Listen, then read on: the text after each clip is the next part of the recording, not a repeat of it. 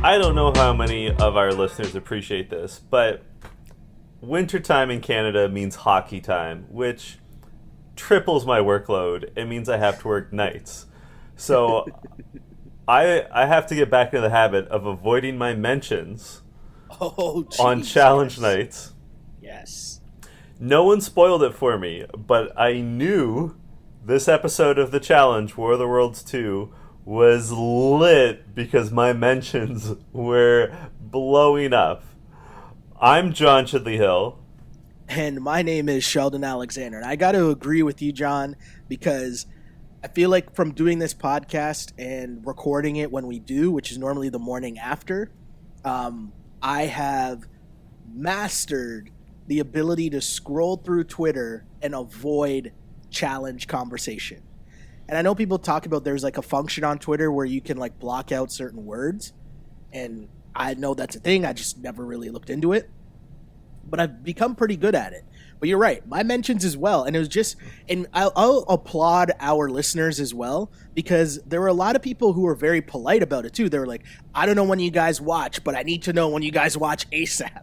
Right? Like there are a bunch of messages like that I was just kind of like, oh, I like that this person was very cautious about not spoiling what happened in this episode, because there was a lot to spoil, but people did not do that. And for that, I appreciate you guys. I really do. Guys and gals.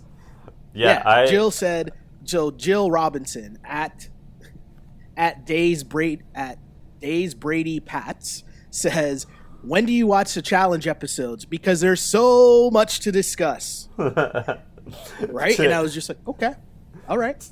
To answer that question, we both typically watch at 7 a.m. the day after. Yes. And we record at 9 a.m. because we work nights, basically. And shouts to my guy, John, who I was like, can we try to do this maybe a little earlier? I got to figure out my morning. I'm like filling in and producing our show this week. And so I woke up at 5 a.m. to like get my like normal work stuff out of the way. Like get my morning like show prep work and research notes and like sent out to the team. I like got up early, was up at like 5:30, researching, getting all that stuff out. And then I'm like, okay, now I need to watch the challenge. Like this is my life. And so I went into it super tired. But this episode, I just said to you, John, before we started recording, wow. Like, yep. I'm happy that it was this episode when I'm this tired, because I'm awake right now. That was amazing. The amount of times that I've come on here and said the challenge is the best reality show on TV. Wow. That was an incredible episode. Back to back, just bangers from the challenge. When the episode wrapped up, as the credits rolled, I actually said out loud to myself in my condo, this is the best show on television. So good. There's so many things at work. Let's start with as soon as last week's competition ends, elimination ends with Wes getting sent home. They're literally getting off the bus, and Kyle cleverly just grabs Laurel's arm, pulls her aside, and says, hey, you guys just took out Wes. He told me that here are the other members of his alliance. Kara, Cam, Ninja, Ashley, and Polly. And the first thing I'm thinking to myself, and I noted it down, was that list doesn't line up at all with Wes's actual list that he himself read off. And like, I could probably look up my old notes, but like, there's no mention of Joss and Rogan in that list, who are Laurel has evidence. Jordan sussed it out that they were in an alliance with Wes. And then I loved that in confessional, Kyle's like, I'm just making it up. Like, he's like, I am like reading, like, he's like, I'm reading into this. I gave her plausible names. Yeah. Kyle is proven to be a great challenge character because he clearly gets the game, right? Yes. Like, he's a solid competitor, tries really hard. Obviously, we know he puts in work in the sheets, for lack of a better term. Yep. But also understands the politicking of the game. And for him to come up with this, and I had the same reaction to you as you did in terms of being like, wait, I missed this whole part with Wes saying this was his alliance. But it was such a funny play where he's like, I just basically made up and told Laurel whatever she wanted to hear and made up a bunch of names. And I thought, wait a second, not that Kyle had a deal with Wes, but I feel like they were on okay terms, no? But either way, it's just a great gameplay from Kyle. Great gameplay from Kyle. And I think before we really get into this episode, because it's important, we should talk about, in my mind, there's a difference between having a deal and having an alliance. Agreed. Right? Like, a deal is sort of a temporary, conditional contract. Yeah. Right? Where you're like, okay, for this upcoming elimination, I won't put you in if you promise to never put me in. Or, like, if you promise to not put me in next week. Like, that sort of thing. And an alliance, to me, is a season-long agreement between 3 or 4 people who all know that they're part of the same alliance to work in tandem at all times and to just, like, have each other's backs and to never throw each other in. Like, would you feel that those are the correct definitions? I think the deal is more so like, okay, if you don't mess with me, I'm not going to mess with you. We're not going to go at each other. But that's it. And then the alliance is we're all working together so that all of us can progress and do a good job moving forward within the game. Yeah. Right? Like, we're all working together for the betterment of all of us. There's power in our numbers working together.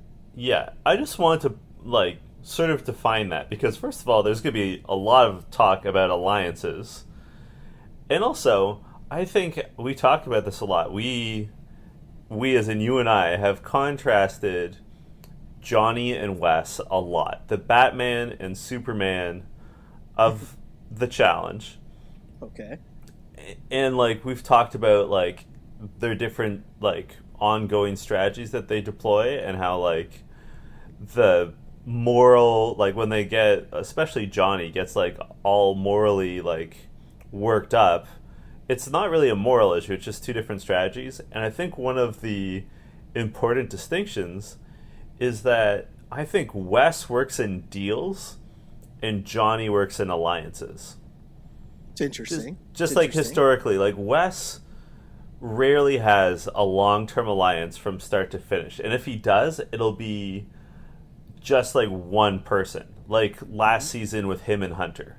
Like, he and Hunter were in an alliance, but then also last season he had deals in place. Right? Like, he had a deal in place with, was it D and Ninja? But it was D and Maddie, and it was just for that elimination. Like, it was just for that round of voting. You know what I mean? Whereas Johnny is like, these are my people. We're, like, you, like, Leroy, me, Zach, we're in this together to the end. You know what I mean? Yeah. Nope. Totally agree. So, back in the house, people are reeling from Wes's elimination. Right? Everyone is sort of in react mode. Cam is pissed that Laurel did that. Paulie is speaking to Josh about how he was manipulated by Laurel and Johnny and that he's so emotional. He's really scolding him like a child. And I love Paulie's imitation of Josh. Hi, I'm Josh. I'm emotionally unstable. Yeah, and I mean, we talked about it a bit last week, and it's true, though. I find myself on Paulie's side here, and I've written that down way too many times this season. But he says, I mean, when he wasn't making fun of Josh, he says, trust me, from experience, I know that playing this game with emotions is not good. And I was like, whoa, that's really good self-reflection there from Paulie, because he's right. That's gotten him into trouble in the past. I have to add, on that note, Wes tweeted a lot last night. He had a lot of thoughts and feelings. Oh. He said, you know this is a cast full of assholes when the world is starting to become a fan of Paulie and Kara. Which, That's straight fire. And also, shout out to our man Lawrence Thomas, who tweeted at Wes, saying that's exactly what Sheldon Alexander said last week on You Killed It. Thanks, LT. Hey. People can't see, but I was just pointing like my finger guns in the air as you did that. See, that's how you know we're both from Toronto, because I was literally doing the exact same thing. Hey. That's a Toronto thing. Sorry, people. It is. It's a Toronto thing. We don't have real guns. We just have finger guns. Oh, man. But there's more drama going on in the house, too, right? Like, yes, the West thing has people reeling because people are trying to make sense of it. How did this game turn? Why would the U.S. team turn on each other? There's a lot going on. And you have Cam and Leroy having a conversation because they're trying to make sense of this, right? You mentioned Josh and obviously Paulie. All these people trying to figure things out. And I asked the question... I wrote this question down for you, pardon me. The question is, can the U.S. team come back from this? Like, or are they just split forever? Like, at that point, I was like, what's going to happen here? Do you think they can bounce back and, like, start working as a unit again, or is that just done? The only way they can bounce back is if they, like, one side of the American side wins. You know what I mean? Like, if they basically eliminate all the problems. And that was part of the problem with Josh's thinking. And we both said it last week. Eliminating West does not eliminate the problem. Like, West was not the source of the division. They're all the source of the division. Like, there's no one on the American team where you can be like, oh yeah, no, you're just like getting along. Like, Ninja and Ashley are sort of like furthest removed from the drama, but like everyone has a hand in it. Like, Jordan does, Tori does, Laurel does, Johnny does, Wes did, Kara does, they're all Josh. They all have a part in this whole situation, whether they want to admit it or not. Leroy does, Zach does. The thing too, imagine that question before we even got to the part of the actual challenge that they threw, which we'll get to. But before that, we got to talk about this pool scene, okay? Yeah. You know me, fans of this pod knows I'm here for the pool scenes. I'm also here for the club scenes, right? Like, that's what makes the challenge a challenge. Yes, I love the challenge. Like, all of these things mixed into the pot, you know, the cook-up. All of these things make the meal, right? Yep. So we get this montage of Bear just like being Bear, Mr. Reality TV himself. This, I don't know, this is probably my line of the episode just because it was so ridiculous, but my guy he says, I have feelings for Laurel, I have feelings for Georgia, I have feelings for Ashley, I've got feelings for Kaylee. I'm what one would call a slag, which is someone that gets with everyone. Like, what is going on? And this is matched with a montage of him just like in the pool all over each one of these people.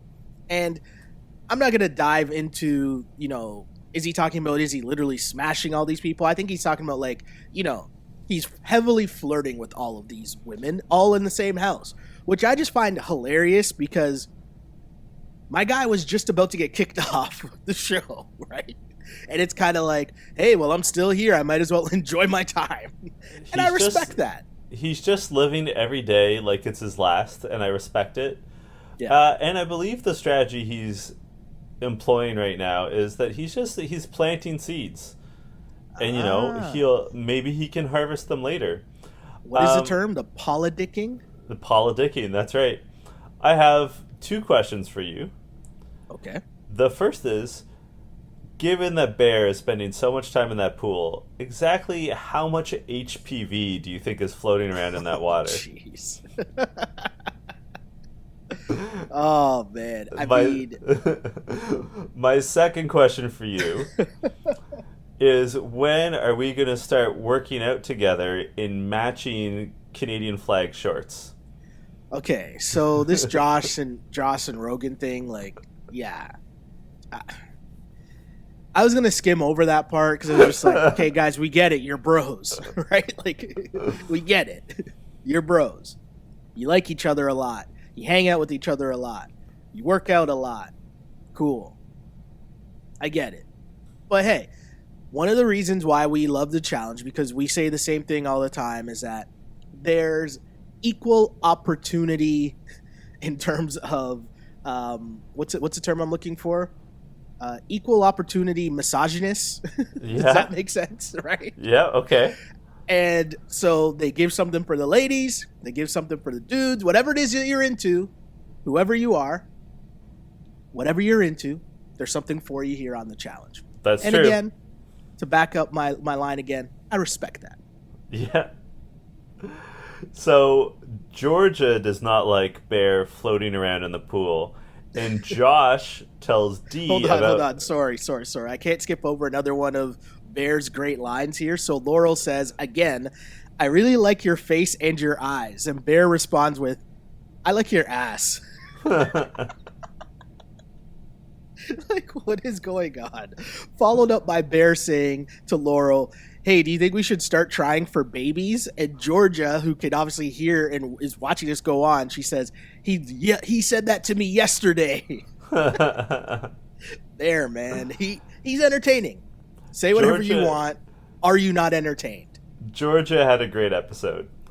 Yes. So she is saying in confessional that she does not like seeing Bear flirt with Laurel and Kaylee.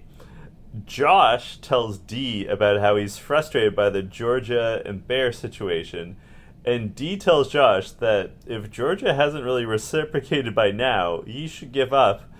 And he basically starts to cry and has to dunk his head underwater to like hide the tears. Which, hey, the old pool dunk to hide tears, it's a great move for like a grade 6 pool party.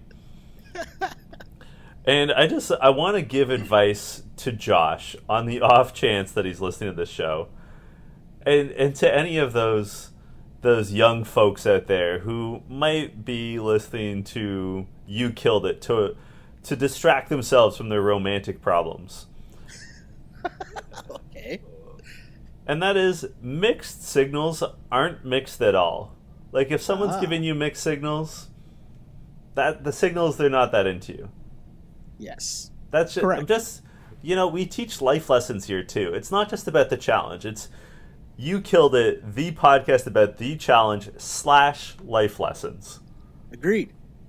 Can I follow that one up? Yes. It would I be wish you would.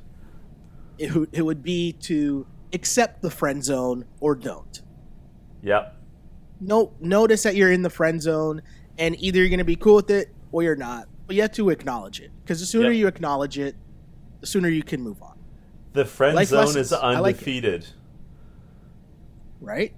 Yep. We should have some like the more you know music, like the star, something like that sound effect. I'll edit it in. I'll try to find it and edit it in if I don't fall asleep. Oh man. But yeah, let's get to the actual challenge, because this was super interesting how this went down. It was very interesting. This was called what? Relic Runner, sorry. See, I'm glad you said Relic Hunter, because I thought of Relic Hunter too, starring Tia Carrere of Wayne's World fame. Remember that show? Yes, that's exactly where my mind went to. Filmed in Toronto. Hey, shouts to Toronto. Shout out to Toronto. So basically how this worked was each team would have to be at the bottom. You would have to carry 2 relics up the hill, one at a time, obviously, while the opposing team stood at the top of the hill, and they had a bunch of different objects that they would try to distract you with, whether there were dodgeballs of different sizes. There was a massive, like, what do you call those air bubbles that people are in? I don't know what those are called. I know what you mean, but I don't know what they're called. Right? You can go in the middle of them and roll down the hill. There's a slingshot with the ball. There's a huge hose. And all those things are used to try to distract the people climbing up the hill with the relics. And there's supposed to be a strategy to it. Some teams had a strategy. The UK team definitely had a strategy in terms of what they're trying to do or who the players were they're trying to target. But that side of it really didn't matter because some people on the U.S. team, John, decided that they were going to take matters into their own hands in terms of deciding the outcome of this game. And who were those people, John? They were Laurel and Johnny. It starts with Laurel purposely walking in front of Kara and going slow. And Kara would like try to step around her, and Laurel would just like step back in front of her. Yeah. And Bananas, who drops his relic. So as soon as your relic touches the ground, you have to go to the bottom and start over. So Ninja drops her relic by accident and like legitimately, like she's trying her best. Bananas drops his on purpose, and then Ashley, our girl Smashley, drops hers after Bananas bumps into her. Yeah, Bananas does a solid acting job of like tripping into Ashley and knocking her over as well. But before we like just this strategy alone, like their whole plan that they're gonna throw this elimination, this challenge. What did you think of their strategy? Like, I didn't understand it. Like, what they were trying to prove here. I guess Johnny and Laurel had done the math, and they knew that they had numbers. Okay. So their thinking was, this is an opportunity for us to vote in someone who's pitted against us. Okay. And get rid of a member of Wes's alliance / someone who might later oppose us. I'm saying that's the logic. I'm not saying I agree with it. I'm just saying. Yeah. Because there's a lot of things here that made no sense. And I think, you know, we discuss it from our preview show and every episode after, and we'll talk about it in this one for sure. The beauty of Laurel is that Laurel talks a lot of shit. She talks a big game, but she's always super confident in the fact that she can beat anyone in an elimination. So she can back it up when need be. So part of this, I'm assuming, is she's also thinking, well, there's no way they'll try to throw me in to the elimination. And that for sure is her fatal flaw here, but also like a massive miscalculation. Like, it's not until the very, very end of this episode, really, where they have the club scene, that even really comes up as a possibility. But to me, wouldn't you think like the risk would be so high? Like, why would you even do that and be at the forefront so heavy to be calling shots when you're not in control? Like, wouldn't the better strategy in terms of trying to take out whoever you wanted, which you could still do, would be to win the challenge and then have one of you guys be the speaker and then vote in whoever you want to vote in, even if it is from your own team? Yeah, that's a much cheaper, like a much safer and intelligent way of doing things. Like, I really it just made felt no like, sense. Yeah, I really felt like they were overthinking it. Yeah. Like, if you just win, and hey, maybe you don't become the speaker. Maybe if you win, you can't guarantee who's going to become the speaker for your team. But again, if you're basing this on the numbers, chances are you would have the numbers at least in the tribunal that you could get the vote to go whichever way you wanted, or the chances of at least one of Laurel or Johnny Bananas being in the tribunal. Like, it just made no sense to throw the challenge when you're not in control over who gets to go into the elimination. Like, that is a dumb plan. Oh, it's a very, and like, they're dealing with a team of entirely veterans who all immediately saw through what they were doing. Yes. Right? Yeah. Like, as it was happening, Kara's like, okay, it's very obvious. And then when, like, Bananas dropped it, everyone's like, all right. And then Ashley just stops playing. Yeah. Because she's and like... I don't blame her. Yeah. I don't blame Ashley at all. And TJ, like, starts to get mad because we all know how he feels about quitters. But then like, I think he reviewed the tape. He's like, oh yeah, like, I see it. Like, I understand. She's not quitting. She's mad because her teammates are trying their best. That's fair. And also too, right? We talk about how they do such a good job of editing together these episodes. And I'm pretty sure this challenge looked way better after they edited it together as opposed to how it came off in real time. Do you know what I mean? Yeah. So I think that in real time it didn't really look as difficult as they might have thought it could have been. And so maybe the acting that Bananas and Laurel had to do to throw it was way more horrible in real life than what we saw in the edited version. Because, like, they made this look kind of epic, right? Like, it looked really slippery, like they're climbing up in the mud and they're dodging all these balls, right? Like, it looked hard. But at the end of the day, yeah, it did. It really did look badass. But yeah, the fact that you would do such a bad job of trying to throw it or, like, making it so see-through that you're trying to throw it was just a weird thing to me. Like, none of it really made sense. I don't know if it makes sense. And it makes me wonder if, you know how, remember we go back a couple seasons and, maybe it was even last season. It was last season when they were talking about how in the finale, not the finale, the reunion show, and Zach, they were talking about how, like, Zach made such a terrible call at one point and basically threw the challenge because sometimes these guys just want to come on the show, but they only want to come on for like a couple weeks. So then they make like these like crazy ass calls just as like an out. Yeah. It makes you wonder, like, is that what was going on here? Because like it's just a dumb gameplay. But with that said, I don't know what Bananas is up to. Bananas is gonna live off the Bananas rep forever, and there's still part of me that thinks Laurel is just the boss and thinks that she can beat anyone anyways. So who knows? Just a theory. Yeah, throwing it out there. I do think there was a lot of arrogance on their part, and like, you know, Leroy, who's part of the scheme he didn't really throw it, but he was aware of the scheme.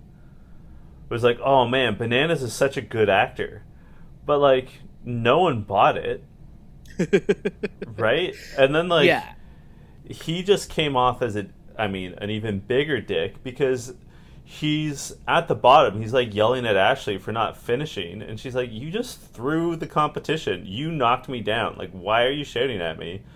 And then Paulie also calls him out right there at the bottom of the hill, and like Paulie and Nani start arguing and bumping chests. I will give this to Nani. When she gets mad, she will not back down from anyone.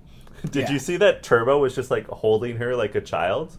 Yo, just like Turbo holding her in has place. just been super quiet, taking in the nonsense of the U.S. team the entire time. Like, he's not saying anything. He's just sitting there just like, what is happening? Yeah, and, like, you know, it's kind of a shout out to what ends up happening later on with Ninja, where the realization pops in, like, oh, so this is what the challenge is like. Yeah. Because last season wasn't like that, right? No, it was they're learning. so different. Yeah. But Turbo's just like quiet the whole time, and you're right. He's holding back Nani, but she's throwing a couple slaps at Paulie. Like, I don't even know why they were really going at it, but they were fired up. Everyone's fired up. The U.S. team is just like floundering at this point. Even when... No, go on. When was the last time you saw security having to be deployed at one of the competitions? Like, I didn't even know they took security to the competitions. It makes sense, like, in hindsight, like, these people can pop off at any minute. Yeah. Right? Yeah, it reminds me of the Suicide Squad, like how they need guards at all times because they'll be at each other's throats otherwise. Yeah. So the UK officially wins, and all I can think of is, like, this tribunal among the Americans is going to be lit. Like, if they're screaming at each other like this. And then TJ asks... What have you seen just the announcement of who won and, like, the selection of who's going to be the speaker, right? Or who's going to be in the tribunal, whatever. When have you seen that this lit? Right? Like, it was a complete gong show as they're standing there and TJ just making the announcement, right, that the UK team won, and all hell breaks loose because they can't decide who's going to be the speaker, right? Everyone's just yelling. Bear's trying to nominate himself. Kyle's trying to elect himself. Georgia's trying to elect herself. The U.S. team is still fighting with each other. Like, it's a complete gong show to the point where TJ's just screaming, guys, shut the fuck up. Right? Like, it was actually really funny that these grown-ass people, I can't even say it was like high school. I can't even say that because it was like worse than that. It was just insane. The level of, I don't know. I don't even know, childish behavior, even if that does it enough, because there's so much arguing, there's so much yelling in people's faces, nobody listening to anyone. But let's get to the vote of the UK team, right? Because that ended up being super interesting because they couldn't decide who was going to be the speaker, and it went down to a vote. It came down to CT. And did CT have to kind of blow up his game a little bit here, John? Yeah, I just a little bit, but I also think that it's not going to cost him. Because, like, his arm was twisted, right? Where, like, he voted for himself to avoid breaking a deadlock between Kyle and Georgia. No, Kyle and D. And Kara flipped out because she knew that if Kyle won, she's going in. Because Kyle and Kara hate each other forever. Still, right? Still, yeah. Crazy. And, like, Kyle acknowledged that that was his hope. And so CT was told he could not vote for himself. He had to vote for either D or Kyle. And Kyle even said, like, I'm mad at CT, but I'm not going to say anything because he's terrifying. And I think, everyone knows that Kara and CT are friends. Yeah. And I don't think anyone's going to get that mad at him, where he very reluctantly, like, engaged in politics and he backed up one of his oldest, closest friends. Like, I don't think anyone can really get that mad at him, you know? And plus, like, the UK team still doesn't really know the ins and outs of the game anyways. They probably didn't even catch on to what was going on. Yeah. Do you know what I mean? They probably didn't catch into what was going on anyways. But, if CT does end up changing his mind, he was just going to burn his vote and vote for himself. But then he ends up changing his mind and he picks D. And it was funny just to watch this whole thing come to an end because I've never seen this situation where people, like, they stand on the blocks, but these guys actually walked off the blocks and were just arguing. I've never seen that happen before, right? But so D gets picked, and then maybe the most rational decision of the whole episode happens where she says, oh, okay, I'm going to be the speaker, and I'm going to pick Georgia and Idris because they've gone into eliminations and won. So I think it's a fair reward for them to get to be in the tribunal. I was like, that makes sense. Yeah. Right? Oh, man. And I don't think we're going to really talk about him again this episode, but, like, Idris played his cards well this episode. Mm-hmm. Like, I don't know if it was, like, dumb luck or what. Like, when he made the vote that he did, like, he cited some, like, sound logic. But, like, from going from being put in and considered the worst player on his team, like, unless something disastrous happens, I think he's safe next week. You know what I mean? Like, he's hanging in there. Yep. No, good for him. Good for Idris. Totally agree. No, go on. I was going to say, so we've got Laurel has taken out her notebook. Laurel's infamous notebook. Trying to figure out who should go in. She's drawing facts and figures. She's making maps. She is like Charlie Day trying to figure out who Papa Silvio is on It's Always Sunny. She's just putting in that work. Zach did have the line, right? Zach did have the line. There's nothing more intimidating than Laurel with her notebook. And right? Zach and Laurel actually have a conversation.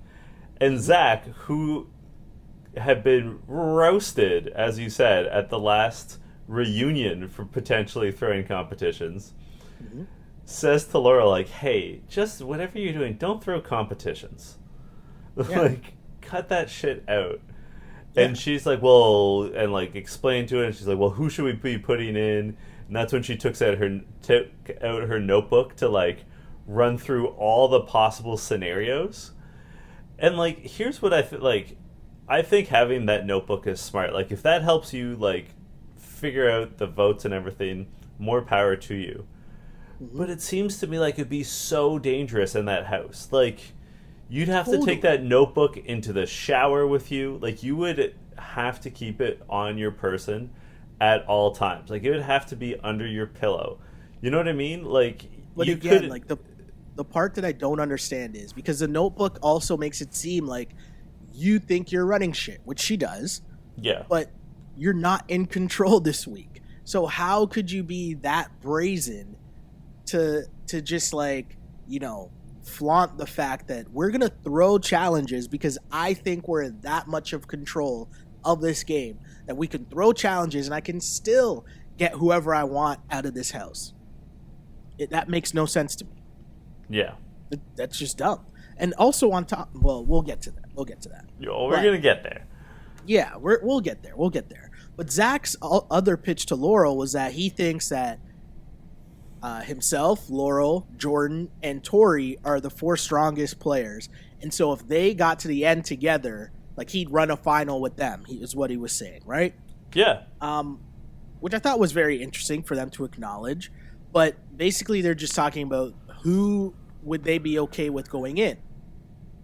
And they basically come down to Ashley, Cam, Ninja, right, is basically who it comes down to. And Laurel figures out that if she can just convince Ashley to vote for Ninja, they have the numbers to get Ninja in. So this now comes back to my main question. And it really goes back to last week too with Josh. What is your end goal here? Because you're doing all of this to get Ninja out of the house? Like, that's your plan? Your plan is you're going to throw this challenge, right? Mm-hmm. You're going to be in control so you can get out Ninja? What? Yeah. That doesn't make any sense at all to me. How does that make sense? It is a lot of work. And, like, so Laurel pulls aside Ashley basically to tell her, like, vote with us or you're fucked. Mm-hmm. And Ashley agrees. And at the time, like, I wrote down that I think that Laurel is really underestimating Ashley. Like, yeah, totally. If there's Everyone anything... does, so. That's true. Everyone underestimates Ashley. But just that, if there's anything this show has shown us, it's that Ashley, A, is sneaky good at everything. Mm-hmm. B, she has a long memory. Right? And that, like, you can intimidate Ashley now, and she'll rope-a-dope you and be like, yeah, okay, sure, yeah, I'll go along with what you're saying. And then she'll fucking stick the knife in. And, like, she is a lot more surgical and, like, will do it when there's no way that you can get out of it. Like, she does not miss when she takes her shots. Yeah. And, like, it's one of the things I really like and respect about Ashley. I was just like, man, it's one thing to say, like, to go to Ashley and be like, hey, I don't really have a beef with you. Here's what I heard. Like, let's work together on this. Like, let's make a deal. Like, be conciliatory. Mm-hmm. And it's another thing to, like, threaten her. Yeah. Because, like, Ashley's not going to fuck around when she gets her chance. Like, she is lethal out there in her way. Yeah, and, you know, I'm going to float this idea because I don't think it's right because, I mean, if they had the numbers, they could have just thrown Kara in. But I thought this whole time that this whole Laurel thing and, like, they keep bringing up Wes. And even when you get into the nomination ceremony or whatever they call it, that tribunal ceremony where they're all at the table, and it's all about Wes, and they keep bringing up Wes. And I thought, is this a cover? Like, is Laurel really just trying to get at Kara, but because she doesn't want to give Kara the satisfaction of her, like, vocalizing, I'm coming for you, Kara, because I still don't like you. Like, is she just using Wes as a cover, as a way to go at Kara? Yeah. Do you know what I mean? Like, and I don't know, because if that's the case and you have the numbers, couldn't you just put Kara in right now? But I don't know. I just found it really weird. I found it just a weird, odd move. And in trying to, again, I'm not saying like you said, I'm not saying I agree with that theory, but I mean, we know Johnny Bananas is MO because we've even seen him walking around with the sign that says R.I.P. Wes, right? Yeah. But Laurel here, I keep wondering if, I know she might not like Wes, but it might also be a cover for just really trying to get at Kara maybe further down the line, but no, she can't shoot the shot yet at Kara. I don't know. I have no idea. But it just seemed weird anyways. Well, Wes tweeted last night, apparently I'm still the star of the show. I wonder if my enemies get their therapy covered by MTV's medical insurance. Right? There's a lot of Wes talk. I've never heard a player that was eliminated from the game spoken about as much as Wes was. And I will note eliminated. Like, obviously, when on her final season, when DM had to leave early, people spoke about her lots. This is different. We're talking about, obviously. Like, Wes has these people shook, and he's not even there anymore. Kyle. It's a credit to Kyle, right? Hat tip to Kyle for sure. Yes. It's a great move by Kyle to really mess with everyone and like know that it'll get Johnny Bananas going for sure. Know that it'll get Laurel's competitive urges going, right? And so it turned into a thing where every second word out of someone's mouth was Wes, Wes, Wes. And it was either you were working with Wes or no, I'm not working with Wes. And then there's a major argument, right? Is that when the argument with Cam and them happened or no? It was after the Tribunal. It was immediately afterwards. Okay. So the other thing, in their meeting with the Tribunal, there's so much back and forth. And it was a very weird, it's a weird scene, right? Because Laurel is, like, taking charge and, like, talking a lot of shit to Ninja, talking down to her. And we were saying that Johnny Bananas was kind of reined in. And I think this was the first episode where I was like, here comes Johnny Bananas acting like a prick again, right? And, like, it was just, like, Ninja's so rattled because she doesn't really know what's going on. And Bananas just has this shit-eating grin on his face, and he's, like, laughing at this girl that has tears coming down her eyes. And he's like, welcome to the challenge. Like, it just seemed so odd for, like, a grown-ass man to take such joy in someone else's misery that, like, they didn't really do anything to deserve. You know what I mean? Yeah. And, like, it was just an odd scene. I do think that Ninja was a little naive. Like, she seemed to think, like, oh, you just compete as hard as you can. The worst competitor on your team goes in. That's that. Totally agree.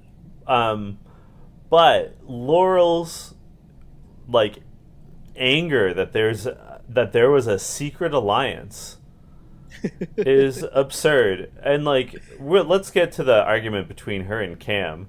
Hold on, but honestly, there's an alliance between her and Bananas. So, like, what's the difference? And that's what I wanted to say. Like, this idea that you can't have a secret alliance, literally everyone at that table has at least one alliance happening. Yeah. And not a deal, as I described off the top of this episode of You Killed It, but an alliance. And obvious ones, too. Like, Tori and Jordan are in an alliance. Joss and Rogan are in an alliance, right? Like, super obvious ones where, like, they're never going to throw each other in. But, like, it's just, like, Zach, like, Laurel, you're working with Johnny Bananas, who's the king of alliances, which is why I wanted to establish it at the top, right? Like, he's a guy who is the J in the JEK empire of Johnny, Evan, and Kenny, right? Like... What, like, it's one thing to be like, hey, you're in an alliance, I'm not in that alliance, I have to take out your alliance. It's another thing to be mad, like, to have, like, moral indignation at the idea of having an alliance. Like, also when people know that it doesn't make sense, right? Like, Josh, and if you're going to say that Wes was in an alliance with Kara and Pauly, whereas at the same time, we know that Pauly and Josh are cool, how does that make sense?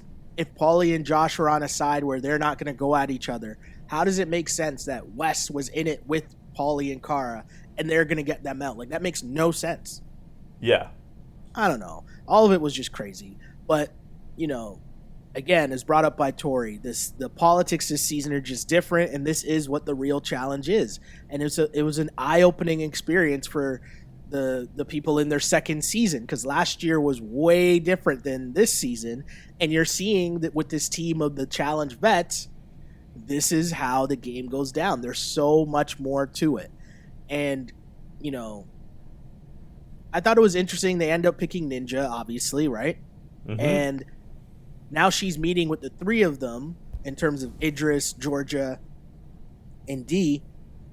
And I like what Ninja says, because she says, you know, I could just take the easy person and say that I want to go against Nani, but I really want to say if I'm going into an elimination, I want to take on the best person, and I want Laurel.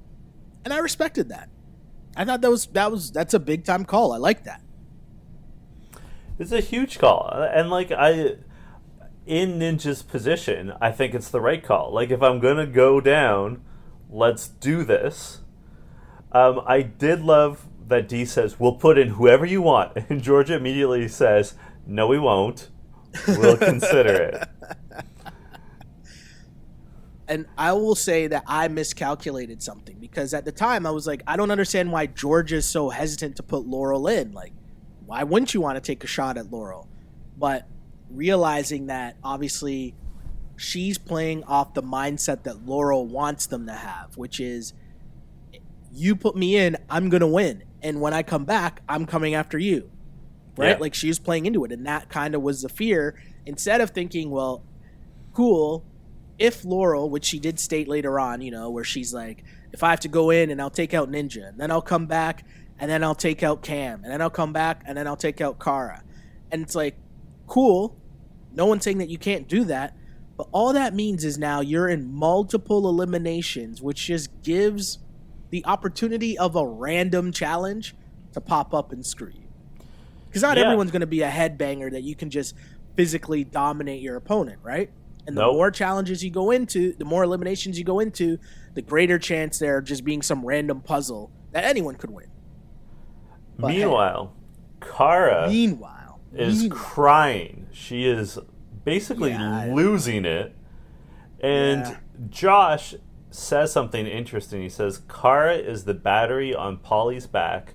I feel like she's a negative influence. Ooh. And I just have to note, is it just me, or is everyone in this house so emotional this season? Tensions are high, because I don't know if there's been a season like this in a long time. No, and because and of the so elements early. that they're, well, the element that they're forced to work with each other, or at least have to pretend to be working with each other, it's made the tension so much higher, right? It's just added another dynamic to the game that hasn't been there in a while, right? Because before, you could come into the house and you know who you fuck with and you know who you don't. And then you just proceed like that, right? Like, that's what it is. But in this game, you have to at least work together, because you have to compete in challenges.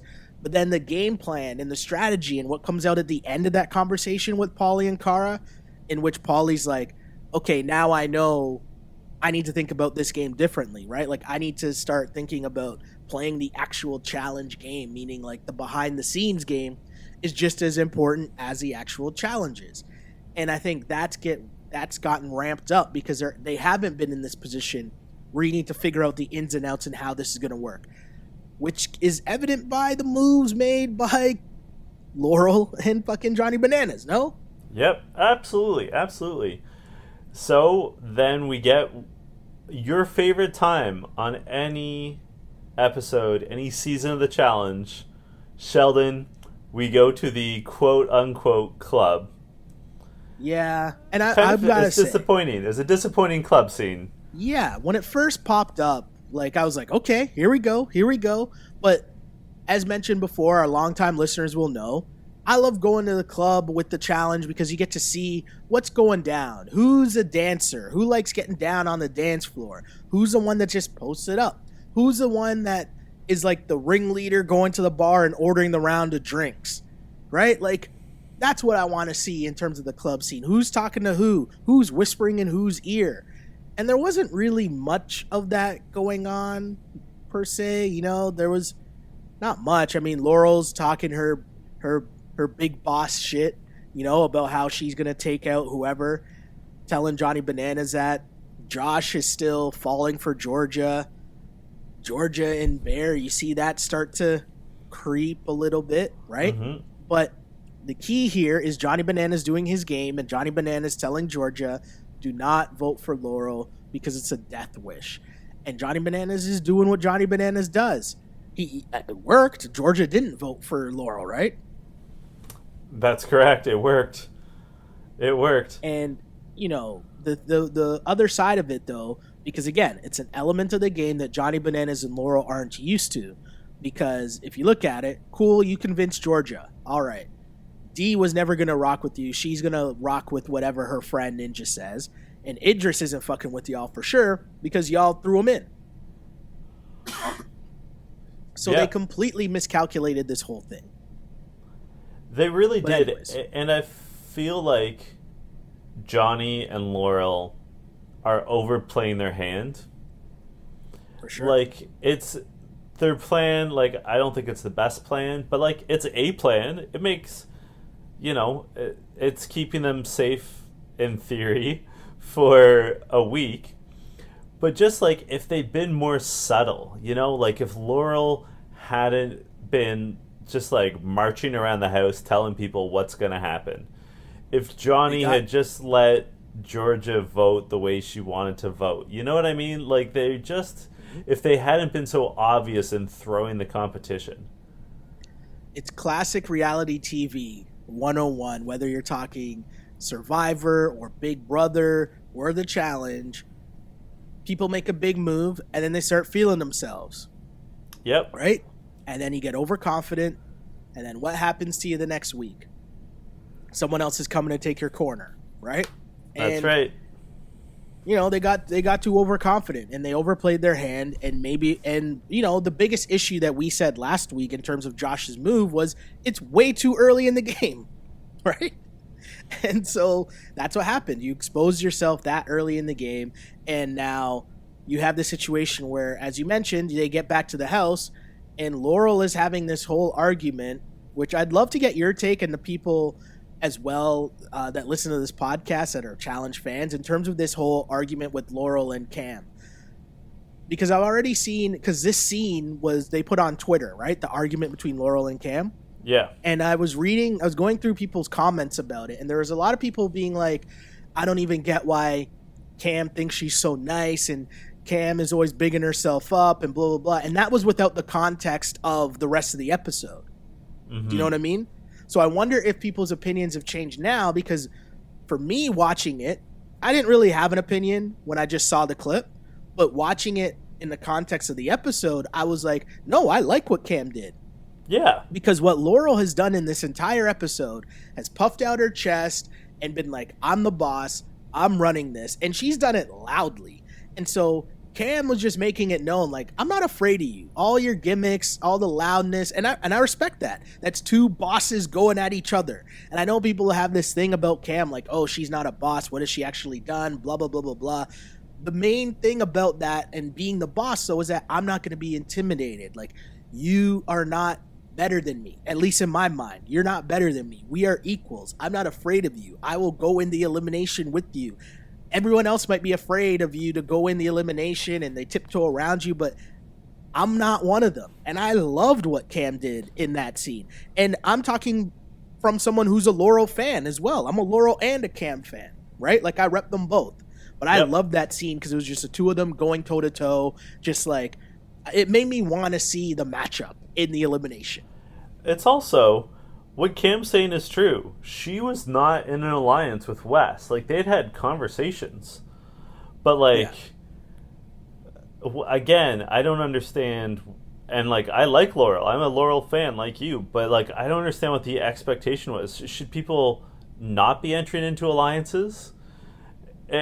Especially when you yourself are in an alliance? And should Cam not defend herself? Yeah, again, I just think it was just an excuse. I think it was all just an excuse to justify their, like, wild decision-making. Oh, you guys were in an alliance with Wes. Yeah. It's just something to say because you have nothing else to say. But, yeah, again, are you with me, though? Like, you liked Cam sticking up to Laurel, and it made sense in terms of what she was saying because Laurel tried to flip it, right, and be like, what do you mean? I never said that I was intimidating you, right? Like, yeah. Or that you should be afraid of me. I never said that. And it's like, no. It's not that you said that, but by your actions, the way that you were talking down to other people, right? Especially Ninja, the way that you're talking down to people makes it seem like they should be intimidated by you. And hey, I was with Cam on that one. Yeah. What was next, John? After the club, Georgia and Bear find themselves in the kitchen. And I don't know if she's making food for both of them, but they're making drunk snacks. Yeah. Bear is doing the worst job I've ever seen done of spreading butter on the bread. And he's telling Georgia how sexy and beautiful she is. And then he goes, "Do you think I'm beautiful?" And she turns and looks at him and goes, "Your hair looks like shit." Which is funny because you asked me in like the very first episode of the season what was up with his hair. And very first. They find themselves in the pool together, making out. Laurel notices and is upset, and Bear and Georgia sleep together. The next morning, Georgia tells Josh to his face. And like I was saying earlier, mixed messages aren't mixed at all. If someone that you're interested in romantically is like, "Oh, by the way, I slept with so-and-so last night. Sorry." Time to move on. Time to pack up your feelings and drown them in booze. Yeah. And CT and Theo are teasing Bear the next morning, and CT's like, "It'll blow over." It never blows over on the challenge. What did you make of Bear's line, though, of, "I miss your smelly breath in the morning"? Yeah. Yo, Bear. Me and my boys have this line all the time. It's shoot or shoot, man. Yep. Shoot or shoot. You got to shoot to score. And my guy he is a high volume shooter. He is Allen Iverson, 2001 MVP season. He might go 9 for 32, but he's getting to 30 points somehow, some way. He is shooting to score. He's a high volume shooter. What was Georgia's response? She said smelly bleep. Smelly shits on a Saturday. She's referring, I assume, to liquor shits. Oh, man. What the fuck, man? This show, man. They're made for each other. There's just so many levels of, like, entertainment on this show. So many levels. But yes, Josh pretends he's not hurt, but we know that he's hurt. Let's get to the proving ground. Because this is where, if this wasn't already a great episode, minus the club scene, but I know they'll make that up to me later on. The proving ground, there was some shit going down. Because as soon as they walk in, your girl is hype.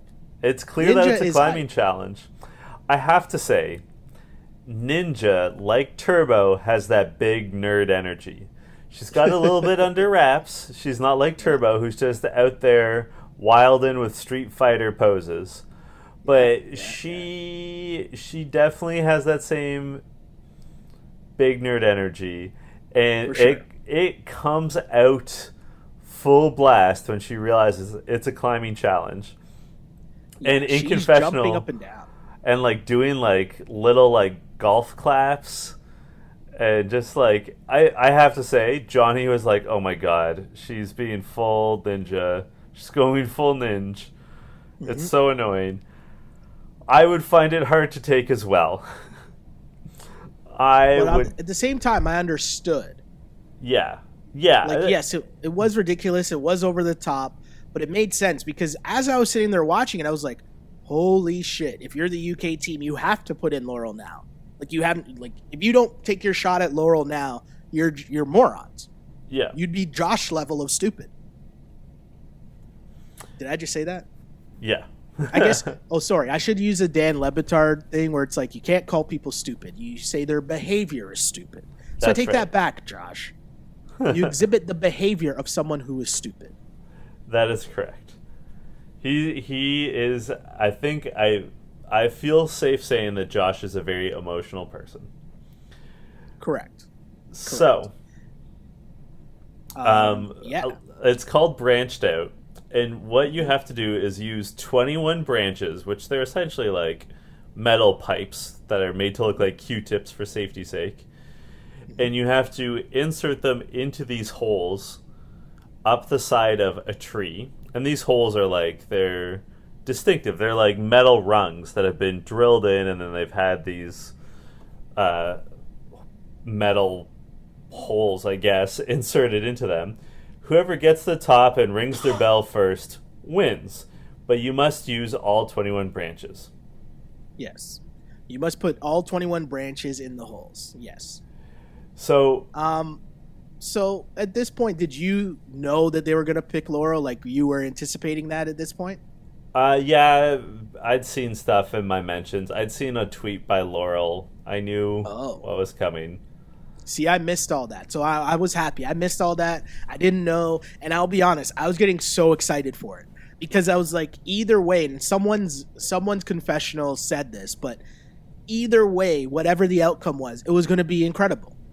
Right? Because either Ninja was going to take out Laurel, and at this point of the game, that's massive, or Laurel was going to beat Ninja at her own game. And either outcome is an epic elimination, and that's why we're here, right? Yep. So, shouts to the UK team because they take their shot, right? Georgia picks Kara, Idris picks Laurel, and of course we know D was picking Laurel because that's what Ninja wanted. And I actually wrote out, let's go, like all caps all the way across. But I was getting hyped because I was like, okay, this is why I rep Laurel, because she has that bad bitch mentality where at the end of the day, I'm willing to prove it. And I wrote, she's not shook. And then 2 seconds later, a confessional came up in which Laurel looked shook. And I was like, whoa, I've never seen that before. Yeah. Right? And I mean, you don't really blame her because clearly, like, you're going against someone whose nickname is Ninja in a climbing challenge. But Laurel was hoping, hey, maybe my height will come in handy. Who knows? Right? And the actual event, it was so close the entire time. And you didn't really know which way it was going to go, the way that they cut it together. And every time you saw them together, they were basically at the same level. Every time they put up a key or a note at the bottom, I'm saying key as in, I'm using TV terms, but a note saying like how many branches were left, it was even. So it was going either way. And the people's reactions, the way that they cut that together was really cool because people were fired up no matter who they were rooting for. And you couldn't really tell which way it was going to go. And they get all the way to the top, and the way that they cut it, it looked like Laurel had one left. Yep. And then Ninja had two left. Ninja puts her second to last one in, and then she can't find the last hole. She's searching. She can't find it. And then Laurel does, rings the bell, and then one of the most epic celebrations we've seen in challenge history is unleashed, no? Yeah. She jumps off the tree knowing that because they always have someone off camera that is the counterbalance, right? Like when you rappel, you always harness, have yeah. And she just like flips everyone off as she like floats to the ground, and then she counts out all 21 very loudly, and then Ninja like sort of comes down dazed. No. But she turns to Ninja and does the DX sucking. Yeah, I was going to say, she does the DX crotch chops. I have to note, she did Shawn Michaels styled, not Triple H styled DX chops. Fair enough. So important distinctions. I got you. Yes. So she's like a combination of Stone Cold Steve Austin and DX. Truly a child of the 90s. But then Ninja notices that Laurel had like shoved her branch into the very top of the tree, and Ninja climbs back up to the top of her tree and says, "There's no hole up top. Like I don't have a hole up here. Like there's an uneven number of holes between my tree and her tree." And then she's like, "Laurel just stabbed hers into the top." Well, the series of events actually, right? It's like Laurel is talking shit and celebrating, and Ninja's still hanging at the top trying to figure out what's going on, right? And she's confused because she's like, there's no hole here, right? So she's like, I don't know. And then she gets let all the way down while Laurel is still celebrating. And then Ninja notices, here's the pole at the bottom of her own thing that she missed, and she's like, oh, it's right here. And she puts it in, and then she walked over to Laurel's, and then she looks, and she's like, oh, look, Laurel's missing one down here too. And then that's when it clicks in her head like, oh, Laurel fucked up. So then they start racing back up to the top again. And the cutaways at this point were so amazing. Because everyone's confused trying to figure out what's going on. And I like paused and I was like, wait a second. No. Yeah. No. I was so confused. I have all caps in my notes. I am so confused. I pride myself, okay, on coming on this podcast and thinking that it's very rare that I'm fooled by the producers, that I don't know what's coming or have an inkling of what's coming. And I'll be honest, when they went to commercial break and they both were at the top and they only had one stick left, when it went to commercial break and I was fast forwarding my PVR, I was like, there's a lot of time left in this still. I'm like, I guess Laurel celebrates really hard at the end. That's all I thought. Nowhere did I think, so it comes back, Laurel wins, and I'm like, oh my God, this is incredible. She's celebrating, she's going crazy. And then when that happened, I yelled out loud. Like, I actually yelled on my couch by myself at, what time would it have been? Like 8:30 in the morning. Just like, oh no! As they raced back up, and I'm like, did she actually win? And I noticed that TJ hadn't said shit yet. Yeah. So I'm like, oh my God. She actually won. Ninja actually won. And the if you just ran a montage of the reactions of the people watching and how it changed.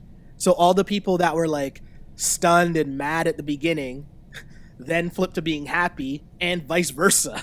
Like, that was incredible.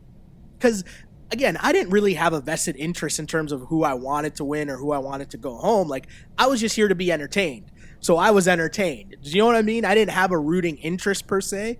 So just the outcome itself was just so incredible. But what about for you, John? Were you rooting for one side or the other? Like, how did you receive the twist at the end? Did you see it coming? I did not see it coming. I'm not a Ninja fan. I'm neutral on her. Like, I think she's a nice person. She's obviously very athletic, but like, her personality doesn't do anything for me one way or the other. I really like Laurel and have liked her most seasons, but I did not like her this episode, and I didn't love her last episode. So I was torn, because like, history has me pro Laurel, but like, Ninja, I mean, like I said, I thought Ninja was naive to be like, I shouldn't go in, I'm a great athlete. Like, that's, watch the show. Like, pay attention. So I was really confused by, I don't know, I was sort of torn, but I didn't find myself rooting hard one way or the other.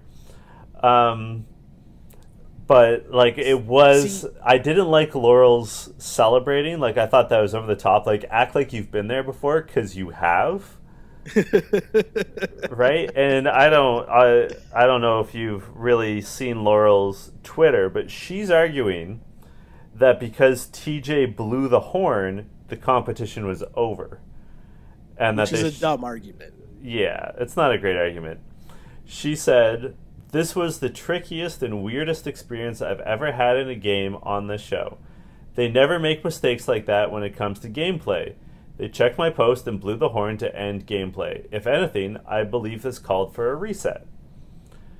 And then she also said, "I must mention the reason I celebrated so hard was because before we went into this elimination, Ninja was loud on the bus, saying she was going to do flips up there and that she had a world record. Well, I basically beat you up there, Ninja. Do I have a world record now too?" And then she's retweeting people that are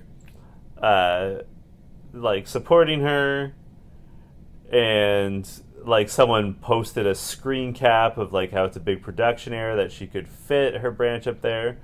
And then Laurel's...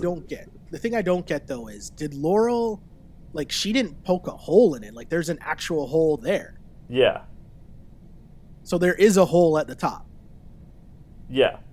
Well, it's not like the formal rung. That's the word I was looking for. There's not a formal rung is that there's like burlap wrap around the top of the tree to like hide the camera wires and stuff, because there's camera at the top. And I gather she was able to wedge it in there, like in that space. Yeah, because it actually does look like it. Do you know what I mean? Like when I watched it back, and it does look like she does put it in one of the holes. And, you know, to go back to what you were just saying, because I was wondering too, like the same thing. I talked a lot about how I rep Laurel hard, but that, not that it changed in this episode, because I still, like, the reasons why I rep her, we saw that in that episode, but I think she went way too far. Yeah. Right? And overplayed her hand, and the game moves were dumb. The game moves weren't good enough to overcompensate her abilities in elimination. Right? And, I mean, karma probably does play a part into this. Right? There's a karma aspect. Like, the slow-mo of her doing, as you said, the Triple H suck it. Yep. Like, that is an incredible GIF or GIF, however you pronounce it. Like, that is incredible celebrating. And, yeah, that's what I thought. I'm like, okay, so we're just going to get, like, 5 minutes of Laurel celebrating to close this out. And talking shit and maybe, like, a fake argument. And the way that it turned, you know, Dee's up there and she's just looking around and she's like, this doesn't make any sense. Yep. And no one's really saying anything. And even the people are listening, and Laurel's like, but the way that TJ described it too, right? Because doesn't TJ say, well, we went back and reviewed the tapes? Yeah. So there's got to be some legitimacy to what Laurel's point was, right? That they blew it and they said the rules, and they're all just standing around waiting for them to review the tape. And credit to Ninja for noticing, hey, wait, she's missing a hole. Because I don't know if she doesn't notice that, does anyone else notice? Surely someone from production would be like, hey, Laurel just jammed her final branch at the top, and we didn't put a hole there. I don't know. I think it was as soon as Ninja points out the hole at the bottom that Laurel has empty, which also didn't make sense why Laurel was trying to climb up with Ninja either, because that would mean Laurel would have to climb all the way up to the top, take the pole out from the top, and then climb all the way back to the bottom, put it into the bottom, and then climb back up and ring the bell. Well, before Ninja just climbed up once. Johnny even called to Laurel. He's like, don't climb. Like, don't even entertain this as a possibility. Which was a smart move, I think. Yeah. Right? Because, like, at that point, you're screwed anyways, right? But is there any party that agrees with Laurel's complaint or no? I mean, I think she has a legitimate complaint that, like, the reason why both of them missed that rung originally was that they had a GoPro that was sort of settled over the rung. So they both missed it. So, like, I think she has a fair complaint that it wasn't set up fairly, but also she can't say that she won. Yeah. Right? She definitely did not win. Yeah. What was your line of the episode? And TJ does say that he rung the horn because she rang the bell. But then after they checked the tapes, right? Which, I mean, happened in the last challenge, right? They checked the tapes and saw that the other team cheated. So, I mean, Laurel doesn't really have an argument there to stand on. And, I mean, wow. I don't remember an ending like that. I don't remember being fooled by the edit like that. Like, I was completely stunned. That was a great ending, and wow. And you tweeted that. Wow. I did. So what was your line of the episode? Like that. What was your line of the episode, Sheldon? Yeah. Oh, I gave my line of the episode earlier. It was Bear. It was just pick anything from Bear today. Bear shooting his shot. Yeah, take any of those. Yeah, Bear is entertaining. Are you not entertained, Mr. Reality TV? So with a bad haircut, Bear. What's your line of the episode? Georgia had 2 killer lines. She says, I can't stay away from Bear because I must have been dropped on my head as a child. And she also says during the competition, let me find it because I want to get it right. Josh is in the like giant air bubble and it like sort of bumps her. And she says in confessional, "We all know Josh fancies me and wants to mow me down, but not today."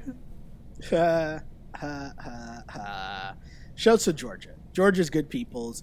Georgia's really funny. And yeah, when Bear's trying to tell Laurel, hey, maybe we should think of having babies, and she yells out, you said that to me yesterday? That was well played. Yeah. So I have to ask you, Sheldon, who killed it for you this week? This is a weird twist. And I didn't do this on purpose, but I'm going back-to-back LVPs. Wow. Back-to-back. And I know that's not something, I'm not trying to start a trend at all, but Laurel, like, you had a terrible, terrible episode.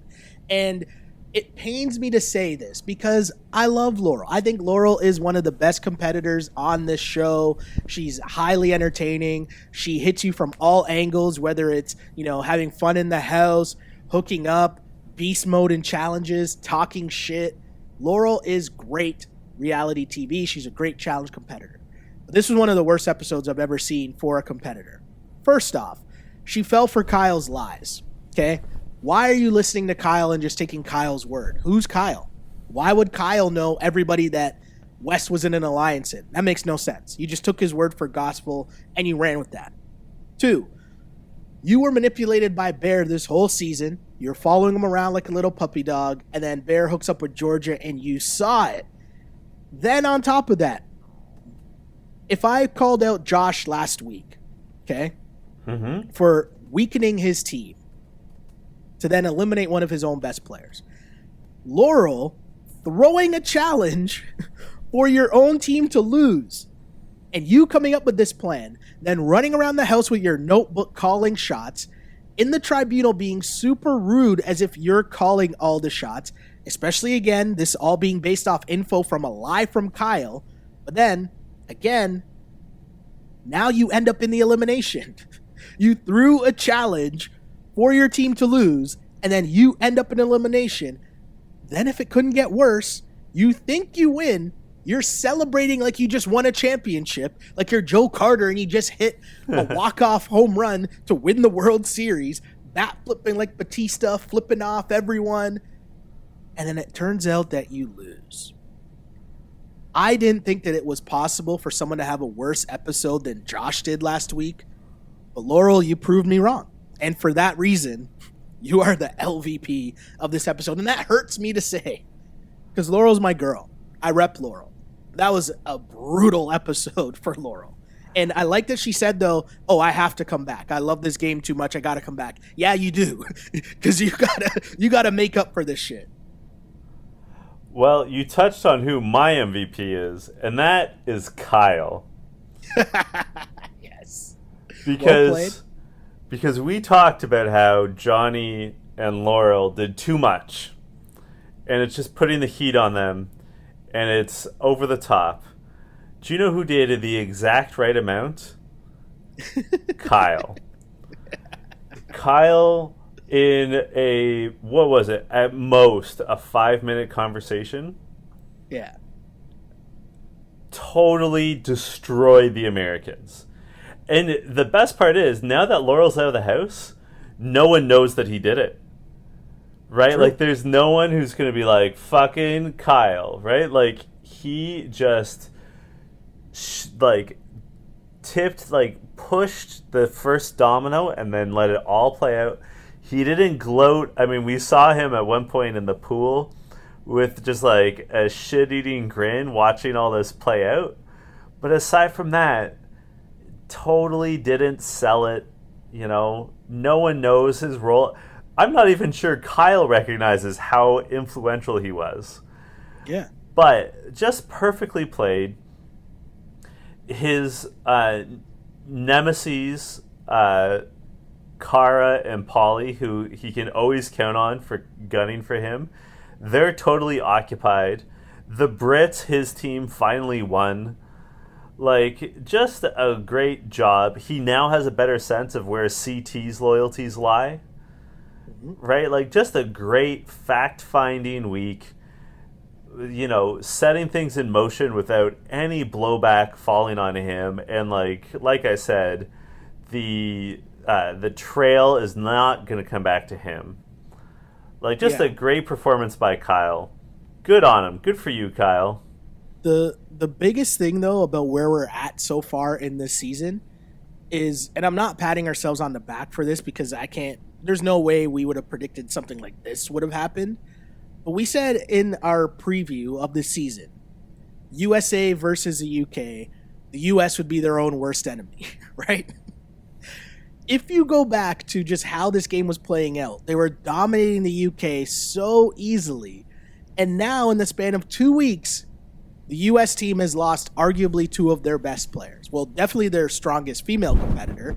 And Wes, definitely you got to give Wes, top 3? Yeah. Of the male competitors? But either way, you're now down two of your own best players based off of throwing a challenge and then having your own team eliminate one of their own players. That's insane. I know. They're totally self-destructing. And as you touched on, how are they going to turn that around? Like, where do the Americans go from here? Like, in the next competition, are they going to be like, okay, now we're going to win for real? What if they can't win for real? Well, I love that they showed the next episode preview, and it looked like a swimming challenge. You know who's pretty good at swimming? Wes? Laurel? Good job, Josh. And yeah, Laurel set this all up last week. Like, yeah, that's terrible.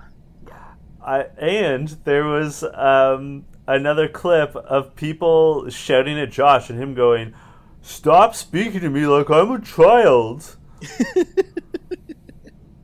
One thing I do want to happen, though, all our faithful You Killed It listeners, Laurel put out a tweet a couple days ago. I know we're going to wrap soon, John. I got to run too. But Laurel put out a tweet a couple days ago, and I can't find it now, of course, because I'm looking for it. But it was basically about how never believe anyone when they tell you cannot do something. The only thing that matters is that you believe in yourself. You can do this.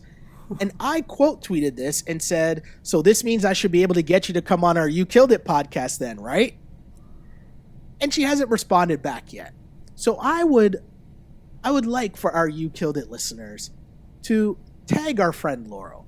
We are fans of Laurel. We rep what Laurel does. But we want to have her come on the pod and just have a conversation about her being a boss, but also just what went wrong in this episode. And, you know, the power of Twitter, the power of the You Killed It army. Let's see what we can do here to get Laurel onto the You Killed It podcast. That is my challenge to our listeners. I like it. I think it's a good challenge. Where can people find you on social media so they know to tag you when they are tweeting at Laurel? You can find me on Twitter at Shell Alexander and on Instagram at Sheldon Alexander. And like and subscribe to the podcast, You Killed It podcast, on YouTube and on iTunes and on SoundCloud. Just look for You Killed It podcast. Like and subscribe. Rate us, rank us, all that fun stuff. Tell your friends. John, where can the people find you?